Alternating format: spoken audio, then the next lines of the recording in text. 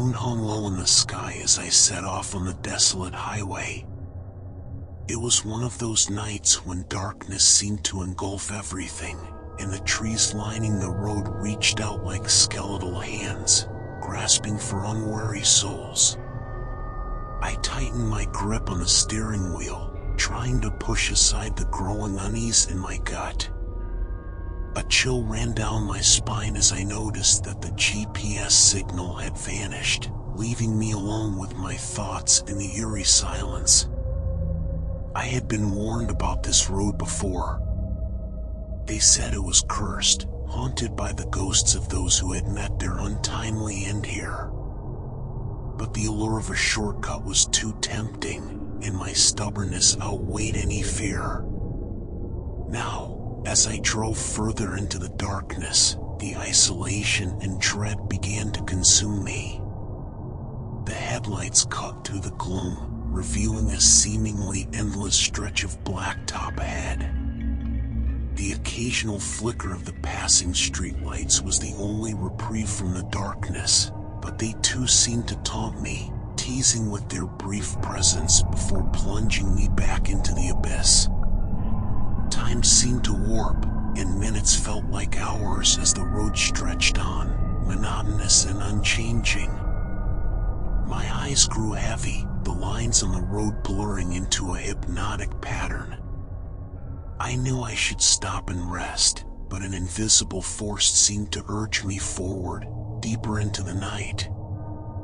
Suddenly, a figure appeared in my rearview mirror, just for a split second. My heart skipped a beat, and I quickly glanced back, but there was nothing there. I chalked it up to my exhaustion and paranoia, but the unease in my chest intensified. As I continued to drive, the figure kept appearing in the corners of my vision, a flicker of movement that vanished whenever I turned to face it directly. My pulse quickened, and I tried to convince myself that it was just a trick of the mind. Yet, the oppressive atmosphere inside the car felt like an invitation for something sinister to manifest. I reached for the radio, hoping that music would distract me from my racing thoughts.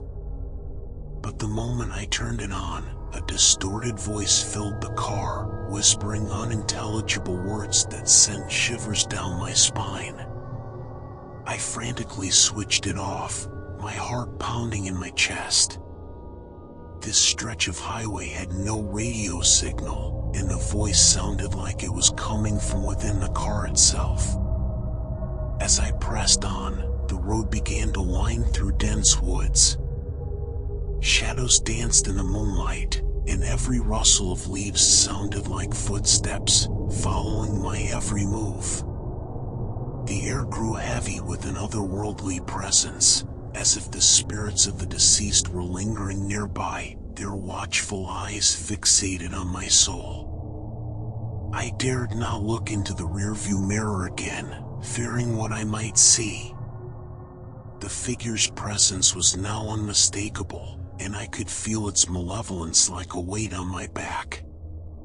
Desperation gnawed my resolve, and I considered turning back, but something told me that it was too late for that now. With every passing mile, the world outside the car grew stranger. Unfamiliar landmarks appeared where they shouldn't be, and the roads seemed to twist and contort like a living, breathing entity.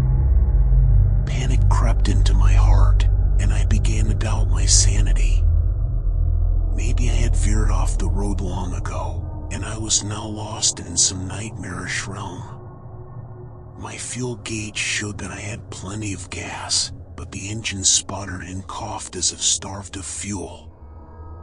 Fear gnawed at my insides as the engine finally died, leaving me stranded in the heart of the haunted highway. As I stepped out of the car to inspect the engine, a dense fog rolled in, enveloping me in a suffocating embrace.